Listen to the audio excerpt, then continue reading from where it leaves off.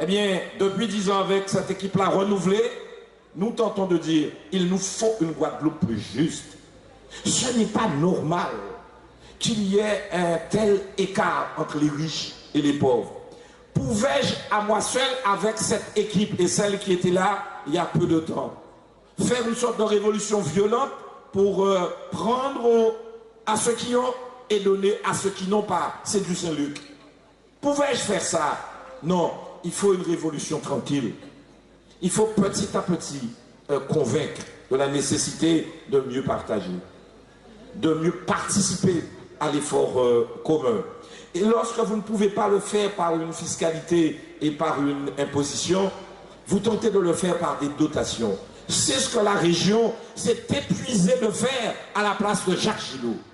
Il n'a pas fait le job au Conseil général. Et j'avoue et je reconnais une faute. J'aurais dû être plus exigeant, et notamment à partir de 2011. J'aurais dû l'être. Lorsque le juge nous disait, mais en quoi es-tu socialiste? En quoi es-tu de la gauche? En quoi es-tu progressiste? En quoi veux-tu simplement dégager des excédents, faire de la télévision et de la communication et laisser les gens dans la souffrance? Ce n'est pas mon job en tant qu'aide sociale à distribuer des aides et des dotations sociales. Je fais le boulot à ta place. Nous faisons le boulot à ta place. Et aujourd'hui, Josette est là pour témoigner. On a fait ce travail-là et on continue de le faire. En guise de programme, en fait, on égrène un constat. De dire, ça ne s'est pas fait là. Bien sûr, peut-être qu'un envoyé de Dieu, par un coup de baguette magique, peut transformer la réalité. Mais en attendant, la réalité, elle est bien là. Elle est incontournable. Mesdames et messieurs, au moment où je vous parle, puisqu'on prétend que je n'ai pas réglé le problème du chômage, ils ont même dit, je n'ai pas arrêté les sabrasses, que je n'ai pas arrêté les brumes de sable du Sahara, que je devrais arrêter les cyclones tout à l'heure. Je ne suis pas encore des murs, je ne suis pas encore Dieu. Je laisse ça à Chalus. Mais puisqu'on prétend cela sur le chômage, il y a 7700 chômeurs à Bémao.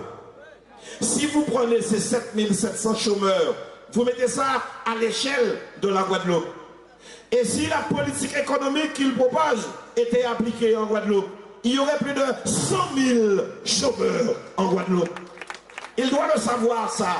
Il y a plus de 47% des surfaces commerciales et professionnelles en Guadeloupe. Elles sont situées à Bémao. Près de la moitié des entreprises de Guadeloupe sont là. Qu'a-t-on fait avec cet argent-là? Et on nous fait le reproche qu'on a distribué des aides aux planteurs de bananes, qu'on a distribué 100 € aux nécessiteux. Eh bien moi, je fais ce que nous avons fait après le LKP. Je respecte les engagements pris.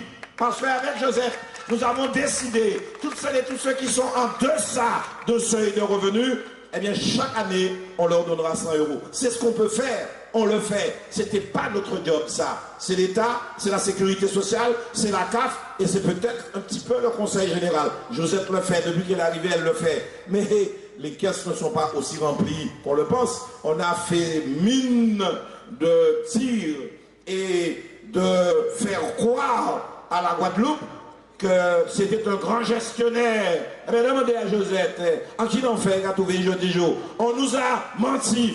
Et ces gens-là veulent supprimer les 100 € qui sont distribués.